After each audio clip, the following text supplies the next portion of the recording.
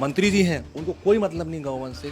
प्रदेश का मंत्री गौवंश के मामले में निरंकुश है। प्रदेश का गौ सेवा आयोग निरंकुश है। महासमुंद एसपी सेट में रजिस्ट्रेशन सेट है, महीने का 12-15 लाख रुपए दे दिए, गाड़ियां वहां से क्रॉस हो गई।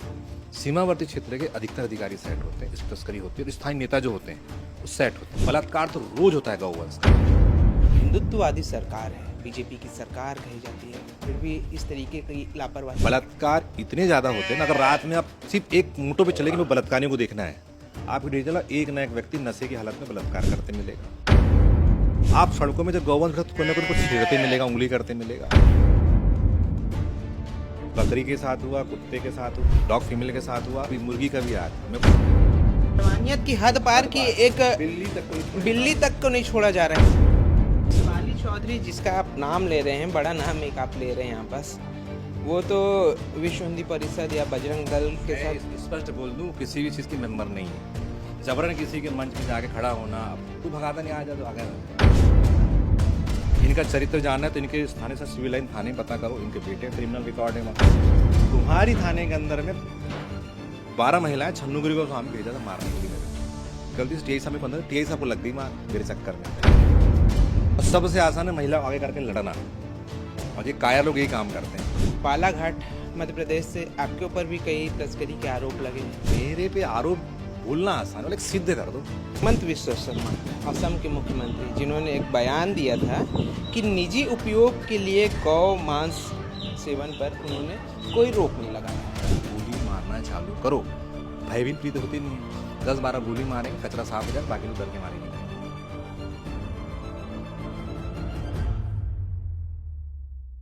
गौ माता, जिसके नाम में ही माँ शब्द का उपयोग होता है, जिसकी पूजा अर्चना पूरे देश में की जाती है, लेकिन आज छत्तीसगढ़ में उसी गौ माता के साथ लगातार अनाचार की खबरें सामने आ रही हैं। कहीं गौ की तस्करी भी हो रही है, और उन्हीं सब विषयों को लेकर के आज गौ रक्षक दल से उमेश बिसेन जी हमारे साथ मौजूद हैं। सीधे उनसे बातचीत करेंगे। उमेश जी, मैं सीधा सवाल सबसे पहले ये आपसे पूछना चाहूँगा कि जिस तरीके से तस्करी हो रही है यहाँ पर छत्तीसगढ़ में, या फिर गौ माता के साथ अनाचार हो रहा है, किस तरीके से आप उसे देख रहे हैं? तस्करी तो युद्ध स्तर पे हो रही है। वो इसलिए हो रही है क्योंकि जो प्रशासनिक व्यवस्थाएं हैं वो पुलिस की है। पुलिस ये कुछ अफसर काम करना चाहते हैं, और जो तस्करी लंबे समय से होती है, उन्होंने अपने बड़े बड़े अफसरों को सेट रखा है। महीने के जैसे महासमुंद है, महासमुंद एसपी सेट में रजिस्ट्रेशन सेट है, महीने का 12-15 लाख रुपए दे दिए, गाड़ियाँ वहाँ से क्रॉस हो गई। सीमावर्ती क्षेत्र के अधिकतर अधिकारी सेट होते हैं, इसकी तस्करी होती है, और स्थानीय नेता जो होते हैं वो सेट होते हैं। और दूसरी तस्करी की जो धाराएँ हैं वो बहुत कमज़ोर है, 15 दिन 10 दिन में व्यक्ति छूट जाता है। दूसरी चीज़, अगर पुलिस पकड़ ले तो गौवंश रखे कहाँ? और जो वेटनरी विभाग का जो काम है, क्या होता है कि जैसे एक सिस्टम है, तस्करी पकड़ाई, वेटनरी विभाग को सूचना की, वेटनरी विभाग के मेडिकल किया, उसके बाद आयोग को सूचना वेटनरी विभाग करना पड़ता है। आयोग निर्देश करता है वेटनरी विभाग को, भैया हम पैसा हम देंगे, आप शिफ्टिंग करवाओ, हम यहाँ निर्देश कर। वेटनरी विभाग नहीं करता, वो पुलिस पर डाल देता है। तो 400 गौवंश को सुरक्षित करने का, चराने का, जो भी करने का, क्या पुलिस का ठेका? नहीं, पुलिस का काम है अपराध दर्ज करने का, अपराधी को अंदर करने का, बाकी काम है। आयोग और वेटनरी विभाग का कम्युनिकेशन यहाँ नहीं है, इसलिए पुलिस पकड़ना नहीं चाहती। क्योंकि अगर 3 दिन में हमारा तो खाना कहाँ से खिलाएंगे, भोजन कहाँ? वो पूरा पैसा वेटनरी विभाग के पास रहता है। ये कम्युनिकेशन नहीं, क्योंकि आयोग का अध्यक्ष निरंकुश है, एकदम अपनी एसी गाड़ी घूमने के अलावा। जो मंत्री जी हैं उनको कोई मतलब नहीं गौवंश से। प्रदेश का मंत्री गौवंश के मामले में निरंकुश है। प्रदेश का गौ सेवा आयोग निरंकुश है, इसलिए गौवंश तस्करी बंद नहीं हुई। अब दूसरी बात आती है बलात्कार पे। बलात्कार तो रोज होता है गौवंश का, डेयरी में होता है, सड़कों में होता है, कहाँ नहीं होता? सीसीटीवी में आ गया तो समझ में आ जाता है, वजह सीसीटीवी में नहीं आया। मेरे पास बकरी कुत्ता के इतनी जानकारियाँ आती है, कर रहे पब्लिक इसलिए नहीं आती क्योंकि वो कोर्ट वहाँ जाना पड़ता है, पूछताछ होती है, और क्योंकि वो पड़ोसी ही बलात्कारी होता है, वो नहीं करते। हम बता देते हैं जो समझ में आता है। 12-15 से ऊपर एफआईआर हो गई है, जो छूटे जाए हम उसी में एफआईआर करा पाए, पर धारा इतनी कमज़ोर है कि व्यक्ति 50 रुपये की मुचलके में छूट जाता है। 299 आस्था के साथ खिलवाड़ है। जब गाय पशु श्रेणी में रहेगी तो आस्था कैसे बनेगी? कोर्ट में केस खारिज हो जाता है। पर यह कि पुलिस माहौल को ख़राब ना होकर के लगा देती है, 2-4 दिन के जेल भेज देती है। अब पुलिस आपत्ति भी नहीं करती, आरोपी को मानसिक रोगी बता दिया जाता है या पागलपन बता दिया जाता है। और इसमें सरकार गंभीर नहीं है। चलो सरकार गंभीर है, पर पब्लिक को भी गंभीर होना चाहिए। अगर ऐसा अपराध होगा, मान लो आज जीवों के साथ कर रहा है, कल को तुम्हारी बहू बेटी के साथ भी कर सकता है। इसको गंभीर सरकार को तो लेना चाहिए, आम जनमानस को इसको गंभीर लेना चाहिए। गंभीर नहीं लेंगे, ना धाराएं बनेंगे, कानून बनेगा, ऐसे लोग करते रहेंगे। जिम्मेदारी हमारी सर एक समाज की भी है। एक सवाल मैं आपसे और पूछना चाहूँगा, जिस तरीके से आपने अभी बलात्कार के लिए बताया, पूरा धाराओं के बारे में बताया, अगर किसी महिला का बलात्कार होता है तो उसके लिए काफ़ी लंबे चौड़े धाराएं हैं, उसे शायद आजीवन कारावास भी हो जाता है। लेकिन वहीं अगर हम किसी पशु की, एक मामूली गौ माता की ही बात ना करूं, मैं किसी भी पशु की बात करूं, तो उनके साथ अगर इस तरीके का अनाचार होता है तो उसके लिए अभी तक कोई धारा नहीं बनी। किस तरीके से देखते हैं प्रदेश और सेंट्रल में, क्योंकि हिंदुत्ववादी सरकार है, बीजेपी की सरकार कही जाती है, फिर भी इस तरीके की लापरवाही, क्या सरकार सिर्फ और सिर्फ चुनावी एजेंडों के रूप में इसे देखती है? ये बहुत बड़ी लापरवाही है देश के अंदर में कि जीवों के बलात्कार जो धारा 377 थी उसको विलुप्त कर दिया गया। बलात्कार इतने ज़्यादा होते हैं ना, अगर रात में आप सिर्फ एक मोटो पे चलेंगे, बलात्कारियों को देखना है, आपको डिजिटल एक ना एक व्यक्ति नशे की हालत में बलात्कार करते मिलेगा। आप सड़कों में जब गौवंश तो कोई ना कोई उनको छेड़ते मिलेगा, उंगली करते मिलेगा। इस प्रकार के कृत्य रोज होते हैं। पता ना, सप्ताह में 7 दिन होते हैं, 6 दिन जानकारी आती है, बराबर जानकारी आती है कि बकरी के साथ हुआ, कुत्ते के साथ हुआ, मतलब डॉग फीमेल के साथ हुआ, या किसी और जीव के साथ। मतलब मेरे पास तो मुर्गी का भी आया था, मेरे को समझ नहीं, बोले मुर्गी का भी वो करता है।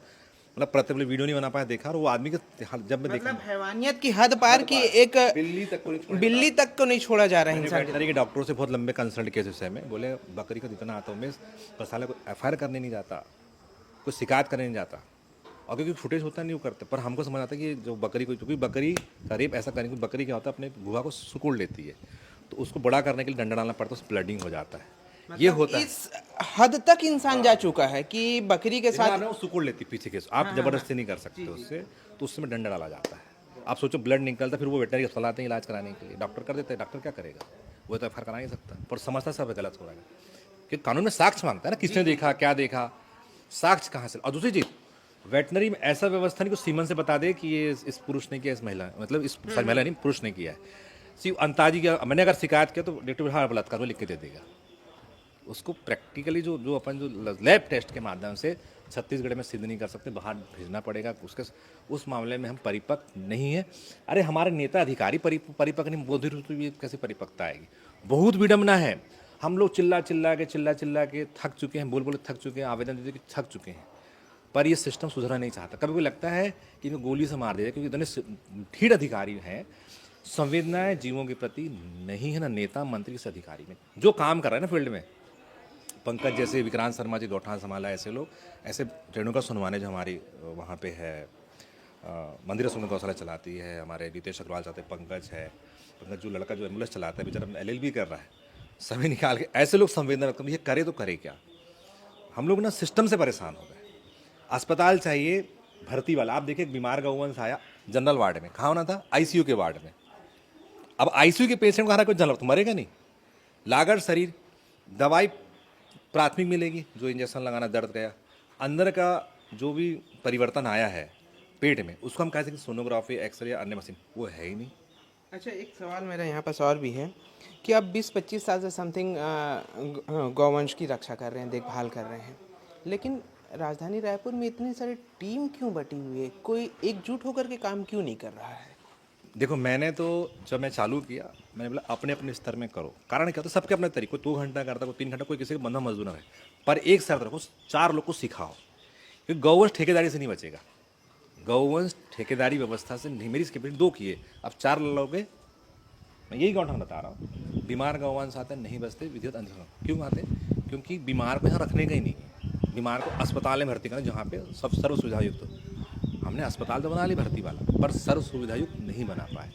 और जहाँ तक टीम बटी हुई नहीं है, सब अपने, कोई पढ़ रहा है तो 2 घंटा दे रहा है, कोई 3 घंटा दे रहा है, तो वो अपनी एक टीम बना के काम कर, तभी गौवंश बचेगा। एक साथ करने में नहीं हो पाएगा। एक ही जगह हम रहे, कोई मोआ में कर रहा है, कोई तेल कांटीबंद में कर रहा है, कोई अभनपुर में कर रहा है, तो ऐसी टीम में तो चाहिए काम करने के लिए अलग।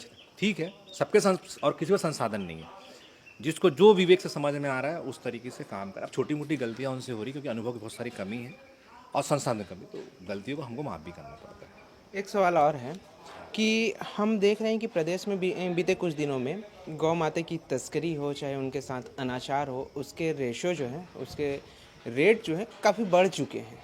और जहाँ जैसे ही मुस्लिम कौम का इस पर नाम आता है, विश्व हिंदू परिषद हो, चाहे बजरंग दल हो, चाहे फिर गौवंश की रक्षा का जो भी जिम्मा उठाते हैं वो दल, तमाम लोग जो हैं हावी होते हैं। तो क्या कोई स्पेसिफिक कौम इस तरीके की हरकत कर रहा है, या मुस्लिम कौम ही ये सिर्फ कर रहा है, या फिर कोई और भी कौम ये करता है? देखो, मैं स्पष्ट बता दूं, सबसे पहले हिंदू समाज के मैं नाम लेना चाहूँगा। वो लोग तस्करी कर रहे हैं। मुस्लिम जैसे सलीम कवाड़ी है, नईम है, अशफाक है, इमरान, ये लोग भी कर रहे हैं, पर ये ऊपर बैठ के कर रहे हैं।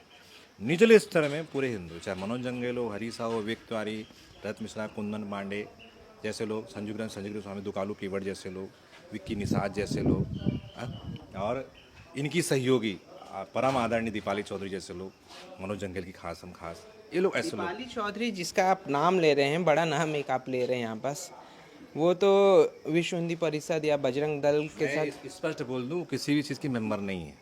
जबरन किसी के मंच में जाके खड़ा होना, अब कोई भगाता नहीं, आ जा तो आ गया ना, वो बता दे क्या पद है, मैं बता दे, कोई पदाधिकारी नहीं है। किसी की भीड़ में घुस के हो हल्ला करना, भाई अगर तुम इतने साबित फिर मनोज जंगेल के साथ क्यों दे रहे हो? मानो तस्कर है, फिर उसको तो सरकारी प्रमाणिकता मिल के तस्कर है, डकैत है, चोर है, डकैत है, छुई खदान का सबसे बड़ा चोर है। मैंने उसकी जांच करी, चोर पता, जब यहाँ से प्राइमरी टीम गई छुई खदान गंडई, पता वहाँ के लोग बताया ये पैदाइशी चोर है, ये तो कईयों को बर्बाद कर चुका है। उसके साथ एक कैलाश तिवारी गंडई का, जिसको हमको पहचानने में 10 साल लग गए। वो हमारे बीच में आता था, गाड़ी नंबर क्यों, बोले वो ऐसा काम पता लगा चोरी करते हैं साल रात में, और रायपुर आके हमारे बीच में है। और यहाँ सहयोग किसने किया? हमारा कर्म पे भाई नरेश चंद्रवंशी, वो तो इतना सहयोग किया, जितने तस्कर बने उसमें महत्वपूर्ण योगदान, उसका बड़ा योगदान है। अभी ठीक है, उसने अपनी क्षमा याचना कर लिया, मेरे से बातचीत कर लिया, पर आज ही बता रही है उसके संपर्क में है और रहेगा ही, क्योंकि इसके मन में हीन भावना भयंकर है। अच्छा, आपके साथ भी किसी कारणवश मारपीट की कुछ घटना हुई थी, हमने जैसा ज्ञात है, हमने सुना था, क्या कुछ मामला था वो? मामला कुछ नहीं था, मैं तस्कर को गाली दिया, तस्कर के खिलाफ मैं कार्रवाई किया। उस तस्कर ने ऐसी फिल्म बनाया कि उसने आपको गाली दिया है। अच्छा, अब वो लोग घुटना दिमाग थे, अब महिला आई थी, मैं मारपीट किसने किया था? मनोज ने करवाया था। एक महिला, वो नाम भूल जा रहा हूँ मैं, ठाकुर करके है, उनने की थी। बाद में उनने भी रियलाइज़ किया कि गलत उनके साथ, उनने भी जो भी किया, उन्होंने बाद में रियलाइज़ किया कि नहीं, हमको गलत, हमारा उपयोग कर लिया किसी ने। तो तस्कर ऐसे उपयोग, ये पहली बार नहीं हुआ है। कुम्हारी थाने के अंदर में 12 महिलाएं, छन्नूगिरी को स्वामी भेजा था मारने के लिए मेरे को, गलती से टीआई साहब को अंदर, टीआई साहब को लग गई मार मेरे चक्कर में। अच्छा। बुजुर्ग थे, बोले तुझे मारने आए थे। तो ऐसा ये एक बार नहीं हुआ, कई बार महिलाओं का उपयोग। और अभी तो बहुत आसान है, महिला पे कोई हाथ उठाता नहीं है तो वो अपना कपड़ा फाड़ लेगी, कुछ भी हरकतें करेगी।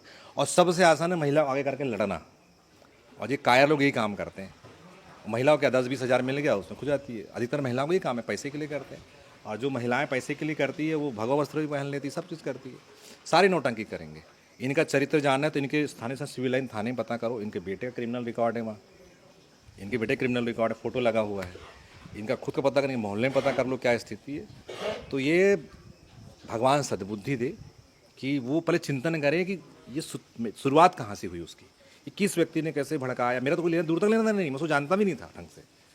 उसने क्या बताया क्या नहीं, बोले आपको गाली दिया कि धरना प्रदर्शन कुछ करना है करना, उसको कुछ हासिल होगा नहीं। मैं तो अपने मान बैठी हूँ कि तुम गलत व्यक्ति की, देखो शास्त्र बोलता है और हमारे बुजुर्ग बोलते थे, अगर कोई गलत कर रहा है, तस्करी कर रहा है, शास्त्र ही बोलता है, अगर आप उसके साथ खड़े हो तो आप भी तस्कर हो, और आप जान रहे हो तो उसको अंदर कराना चाहिए। तो नहीं करा रहे, उसको बचाने के लिए मेरे अभी बड़ा गंदा गंदा लिखे पढ़ना। आप तस्करी की बात आप कर रहे हैं तो एक सवाल मैं पूछूंगा कि बालाघाट मध्य प्रदेश से आपके ऊपर भी कई तस्करी के आरोप लगे हैं, किस तरीके से देखते हैं आप इसे? मेरे पे आरोप बोलना आसान है, लेकिन सिद्ध कर दो।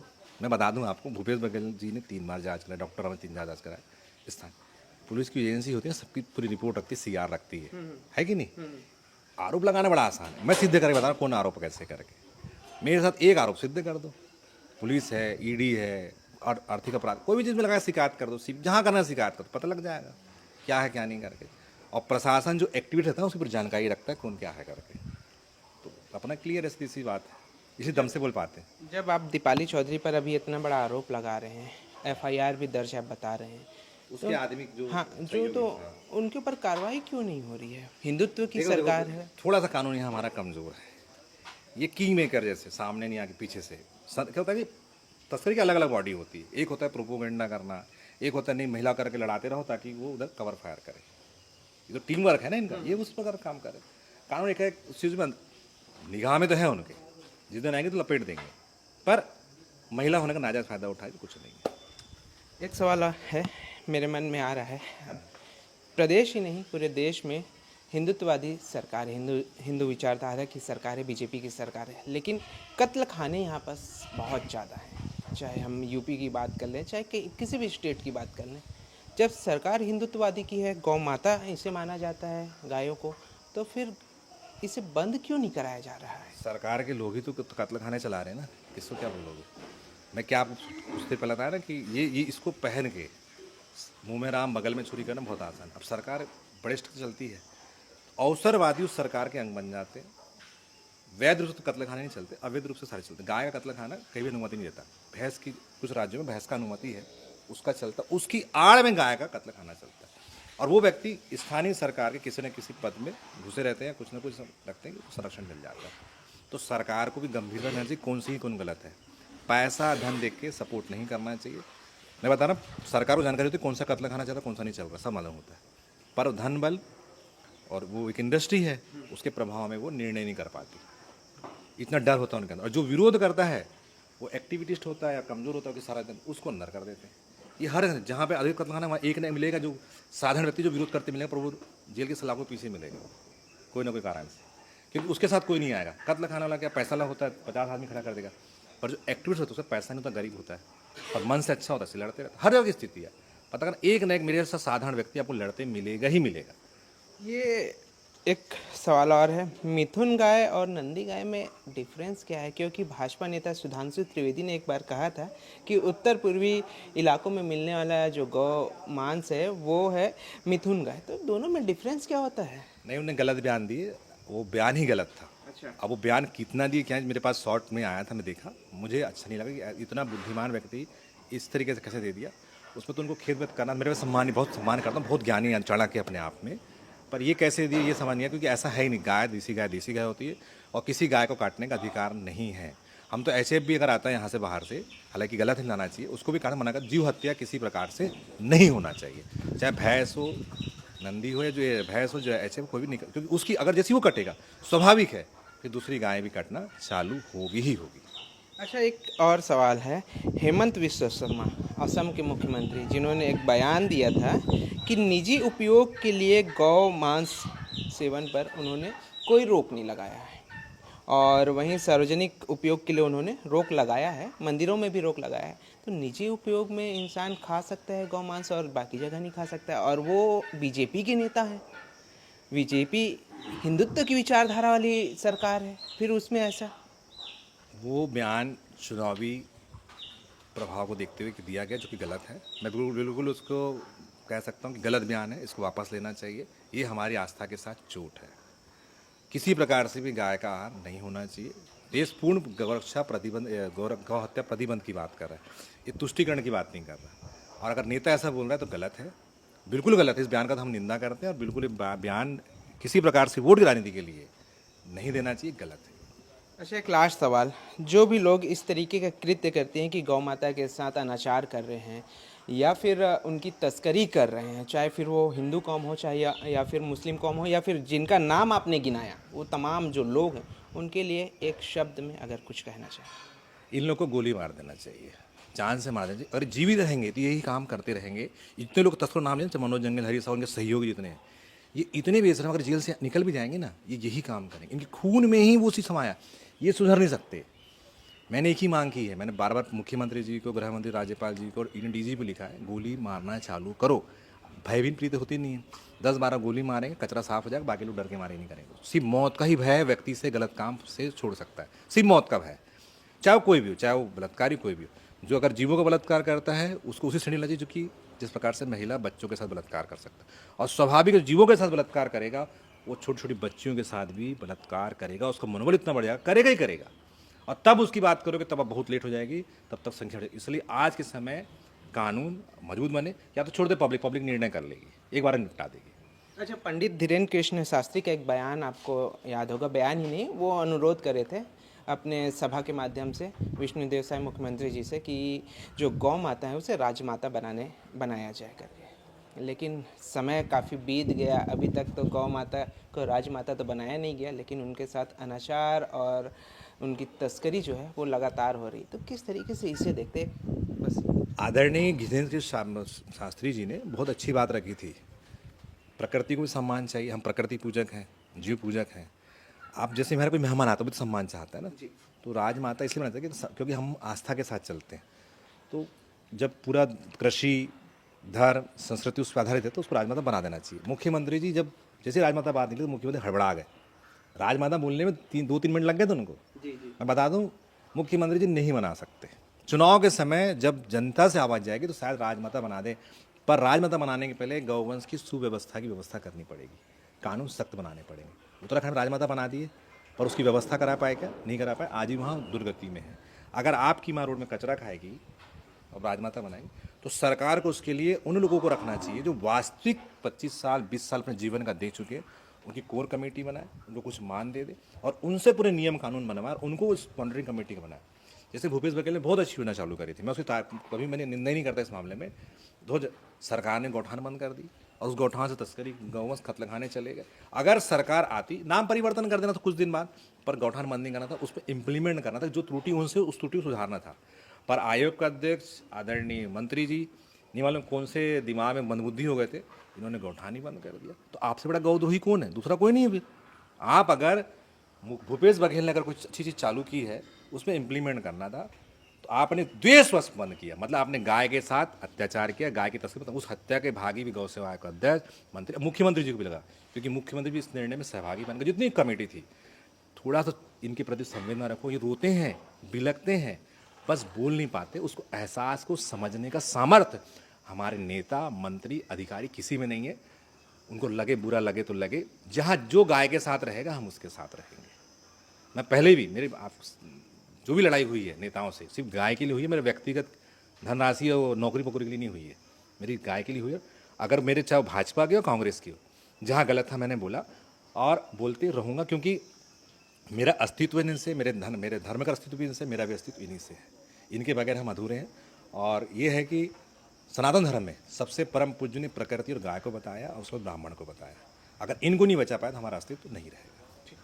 बिल्कुल, ये उमेश बिसेन जी थे, जिनका साफ तौर पर कहना है कि अगर प्रदेश में ही नहीं बल्कि पूरे देश में जहाँ पर भी गौ माता के साथ अनाचार हो रहा है या फिर उनके साथ किसी भी उनकी तस्करी हो रही है, तो उसके पीछे केवल एक कौम ही नहीं है, कोई भी व्यक्ति जो है उनकी तस्करी कर सकता है। और जो उनकी तस्करी या फिर उनके साथ जो अनाचार कर रहा है उसका कोई कौम या उसका कोई धर्म नहीं है। बहरहाल, आपको हमारी यह खबर, हमारी यह जानकारी कैसी लगी हमें कमेंट करके ज़रूर बताएं और ऐसी खबरों को देखने के लिए सब्सक्राइब जरूर करें छत्तीसगढ़ के अपने डिजिटल चैनल CGN फिल्टर को।